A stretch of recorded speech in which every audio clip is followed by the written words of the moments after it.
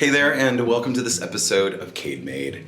Unlike some other episodes where it's a front to back project and I share with you the entire experience, this episode is a little bit of behind the scenes and the truth about living in a home that's 115 years old. We love our home. It is a total treasure box. It is full of historic charm and character and has just all of these details that we've just come to love so much. But also, owning a home this old comes with a lot of considerations.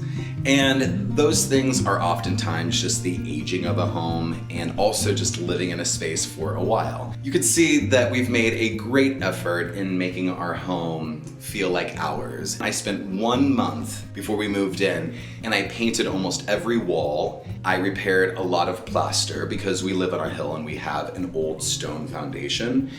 Took out the old carpet, we refinished the floors, and just made it and gave it the head start. And since then, we have continually made adjustments to the interior design and also just accommodating things that break and whatnot. So I hope this episode is interesting and informative and gives you a little bit more insight and gives you a little bit more of a broad scope of our home at this point. Like I said, right before we moved in, I did a lot of plaster repair. And since then, the cracks are back. And when they started coming back, it was a little bit alarming because we were trying to figure out what was maybe causing these particular cracks. And although this may not seem completely outrageous, this is maybe 3/8 of an inch size of a crack in the wall. This is in Mike's office, which is towards the front of our home. I mentioned in a previous video that we had an engineering report done to figure out just the depth of the cracks that we have going on in our home and assess the foundation and things that we could do to improve it. There was an issue in the front corner of our basement where there was moisture and mold in that corner. Kind of assumed that there was maybe a break in the downspout line because all of our downspouts that bring the rainwater from the roof down to the ground actually go into our sewage system.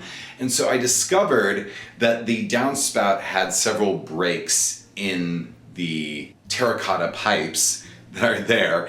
And so I dug down 4 feet and then repaired the breaks with flexible PVC so that there was no moisture going into the foundation. And the moisture in the foundation, especially with old stone foundations, is essentially it's slowly going to sink down and just like taper down. So we're hoping that by repairing that downspout, it's going to reduce the water and moisture in the foundation so that these won't happen anymore, or a whole lot less. Another alarming thing in addition to the cracks in the plaster was this bowing that we've gotten here in our 7.5 foot tall stained glass window in our stair hall.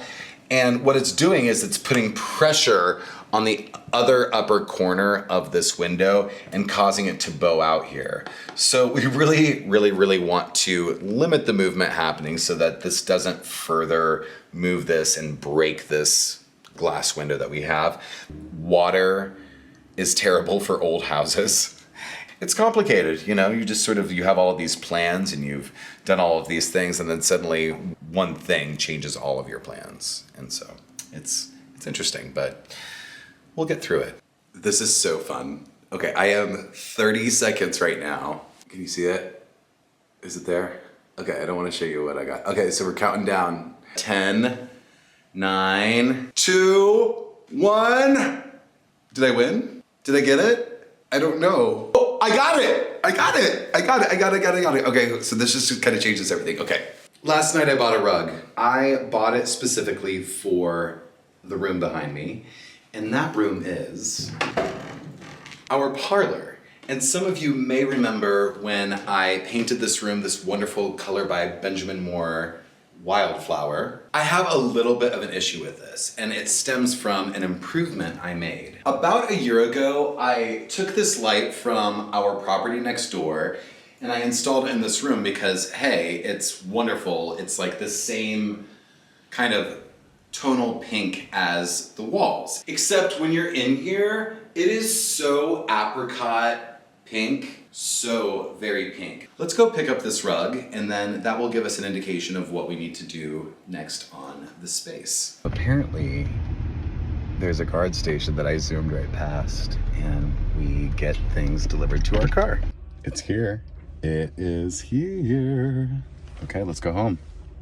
I wanted to mention that the rug here that is in this room currently is really beautiful, but it's leaning more towards a traditional aesthetic for this space. And with the furniture included, it's becoming a little bit too old looking. Like, I love living in our old home, but I don't want it to look like an antique store. I don't want it to look like a museum.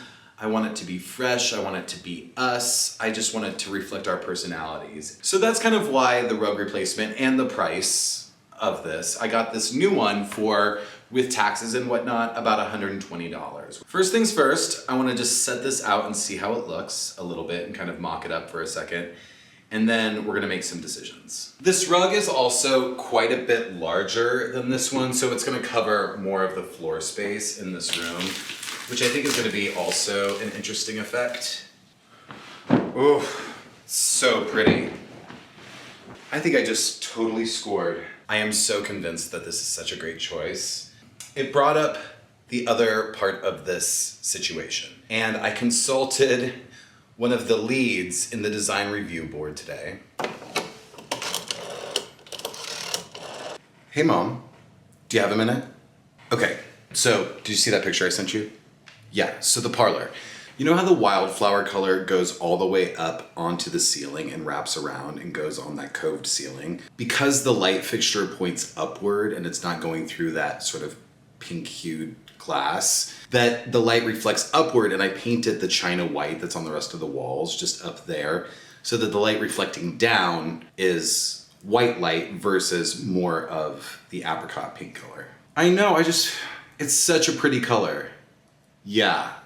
You think I should? Okay. Thank you.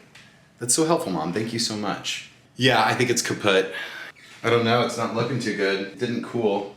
Now it feels cool. Why does it feel cool? I'm freaking myself out. It's not cool. Oh, really? Oh, how funny. Oh, you gotta go? Okay. All right. Thank you so much. All right. Talk to you later. Bye.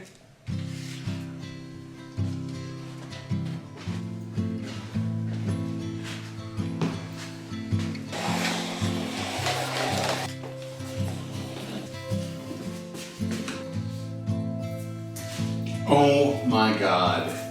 Really?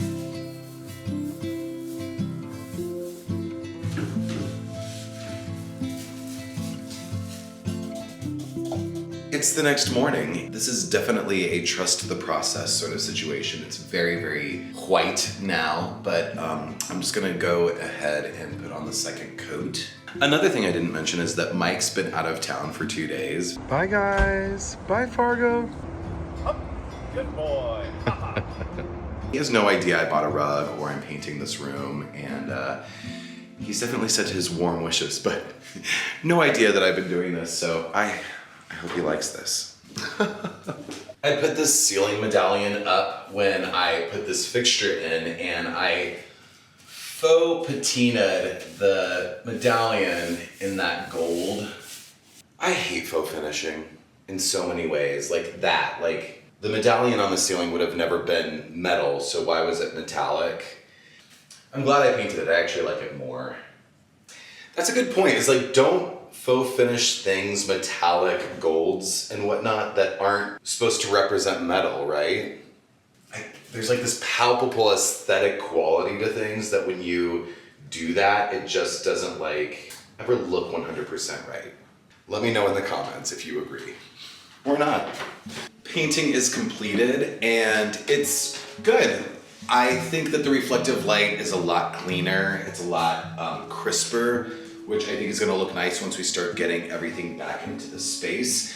Mike is due back in like a couple hours, so I'm gonna have to bust a move. I have a lot of work to do, but I have confidence, and that's all it takes. This, in my opinion, is the only way to mop. It's on your hands and knees. It gets everything. Never fails. At the hardware store, I found the biggest rug stay I could find, which is basically gonna take up the center of the room. But it's not exactly the size of the rug, but I'm hoping we at least get our main traffic footprint.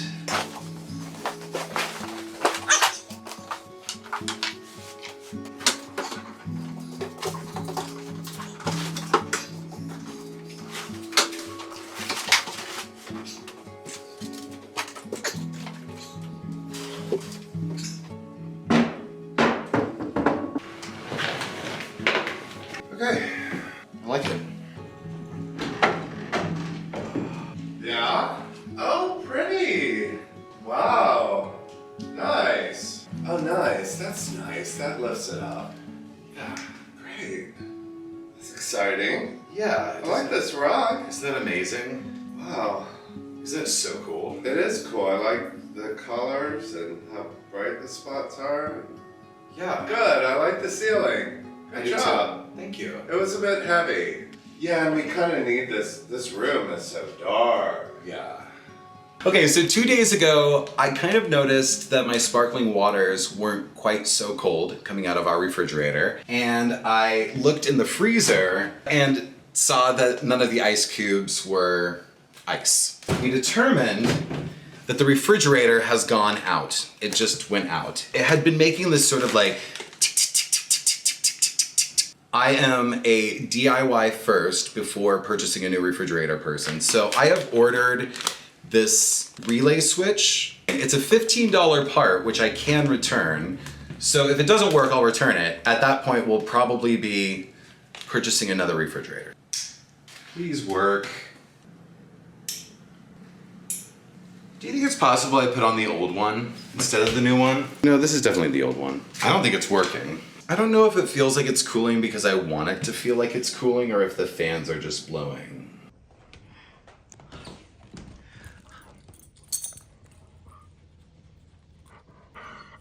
Use lovin'.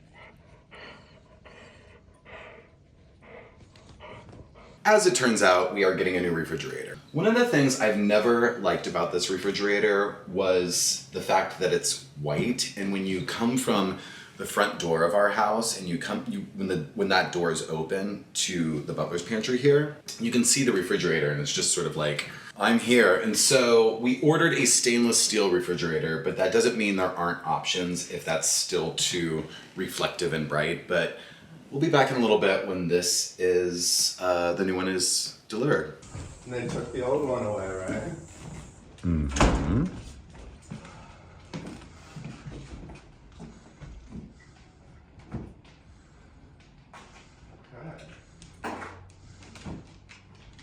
You lift from the inside of the door. Oh, let's see. Oh. Well, cool. Roomy, spacious. Mm-hmm. Mm-hmm.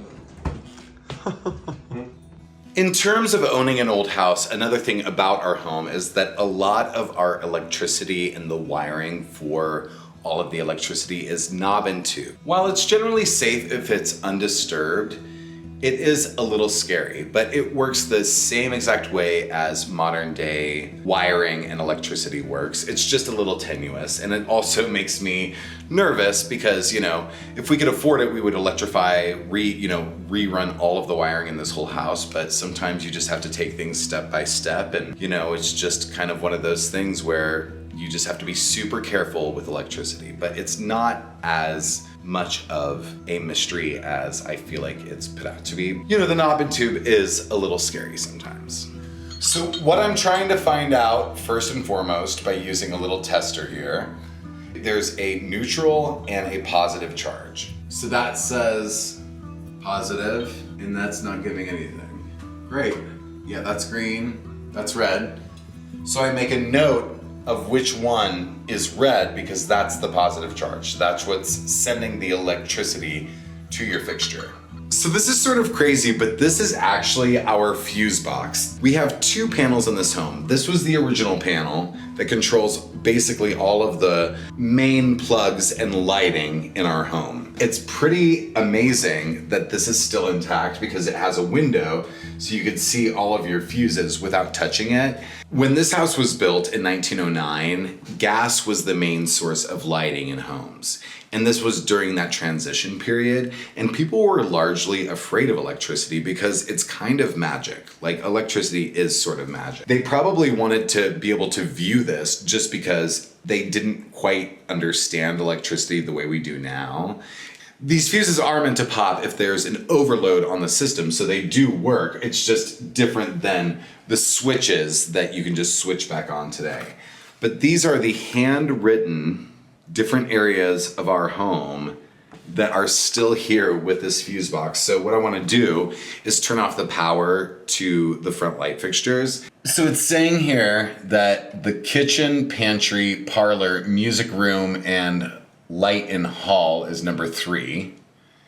And then we have front hall light. So that's second left. So that would be these. There's a positive and a neutral for each of these. So we have 6 different areas of the home in this panel. And these are just little capsules that you screw in. I'll show you. And that's that. That's the little capsules. And you can see if it's popped or not, because it will kind of like fuzz out in there if it's gone. Essentially, they're like light bulbs, but you don't want to touch that.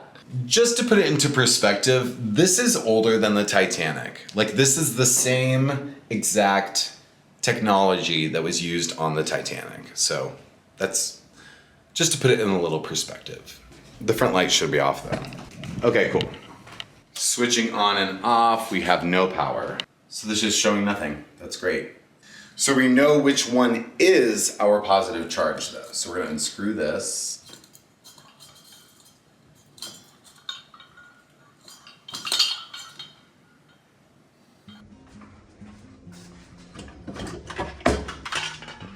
I am down in the studio and I'm going to be rewiring this light fixture that was in our house when we purchased our home in 2020. And I took it down almost immediately for obvious reasons. The wires are very old and original and incredibly frayed.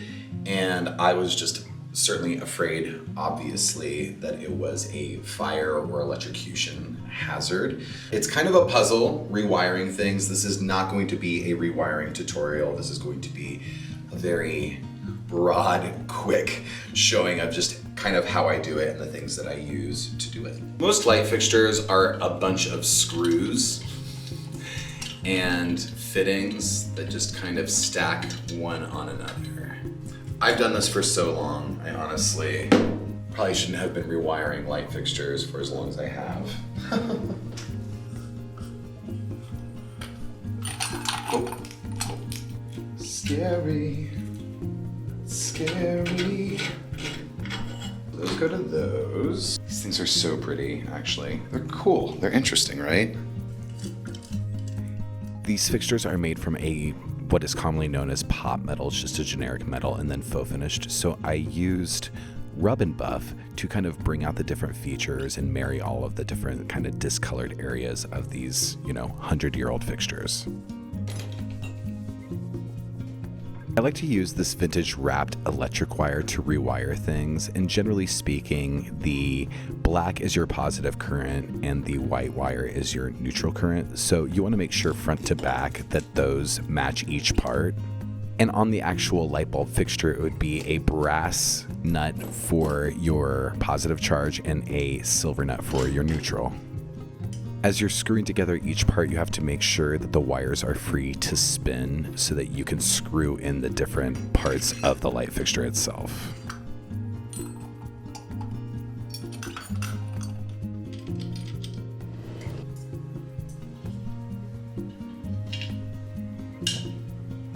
The reason I leave this little paper thing on while I'm screwing the light bulb, which comes on light bulbs, is so I don't get fingerprints on it. Okay, let's see if it works.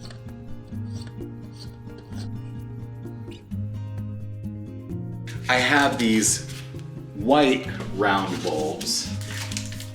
Do you like the white bulbs or the clear bulbs? I had also previously had the metallic dipped ones, but I kind of determined I wanted the light to go all around the hallway for more light ambience.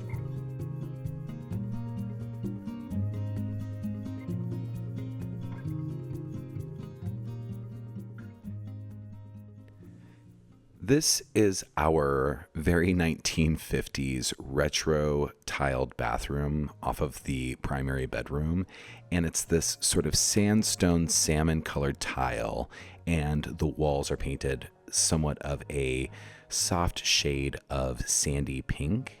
And with the brown accents and everything, it's just a little blah, if you know what I mean. So of course I had big dreams of doing a whole makeover video on this space, but dreams sometimes just don't entirely work out. So I'm sharing with you where I got with this space and just how I updated it enough to make it nice to use each and every day. Because this is a bathroom, I thoroughly primed all of the walls just to make sure none of the paint was going to peel up. And then where the bullnose of the tile meets the plaster, I thoroughly scraped all of those areas, like went to town scraping at that, and then used acetone and mineral spirits to make sure that the tile was as clean as possible, like as clean as I could possibly get it as a final finish against the wall. After that, I put some painter's tape on the tile edge, and then spread caulk, a very thin bead of caulk against the wall and that tape, and then gently pulled that away while the caulk was still wet so that I got that wet, fine line and it didn't pull up off of the tile. And it essentially just made this incredibly lovely edge to begin a new perfect paint line on. This is sort of wild for me, but I actually had Chat GPT AI pick this paint color for the walls.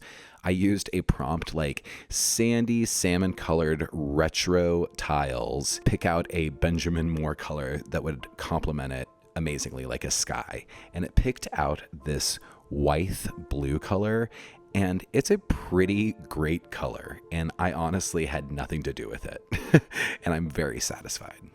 So in my planning of this little makeover, I wanted to create these paint by number clouds up above the tile area, like total retro paint by number, like these little examples I have here. And, you know, after the first layer of the clouds in the room, it was just too busy and it was just not working. It was not worth my time. It was not worth it. So I stopped and I just painted over that, and I had to be fine with that. I've always felt that the floor grout looked dirty, and I've done everything. I've steam cleaned it, I've done everything. So I decided to use this miracle grout pen and fill in all of the grout spaces and then kind of blend that in with what was there. And it really did kind of lift the vibe of the floor tile and make it look much cleaner. It was a low effort deal. And again, it's kind of low risk here. I don't really use the bathtub, so there's not going to be a lot of water in this space. One pen did get me quite far on this project, but I do think another application would be good for just a little bit more continuity. You kind of have to rub it off because the paint felt tip is a little wider than your caulk or, excuse me, grout lines. But one more application would make it look like a solid surface where the dark old grout was before into this nice sort of revived white line.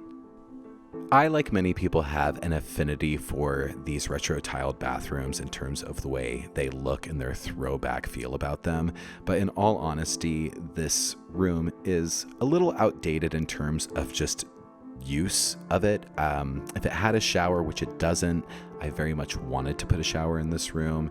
It would make such a huge difference in terms of the overall use in our house, but it's just the way it is for now, and we're gonna have to be just fine with it until we come up with a better solution. I do love the color combination with the tile and the Wythe Blue ceiling color, and this retro fixture that actually came out of my great-grandparents' home is super cute in here, so I'm glad to have pulled this together to the point that it is at, and you know, it is what it is. I think so much of living in a home is leaning into and embracing the story of the home.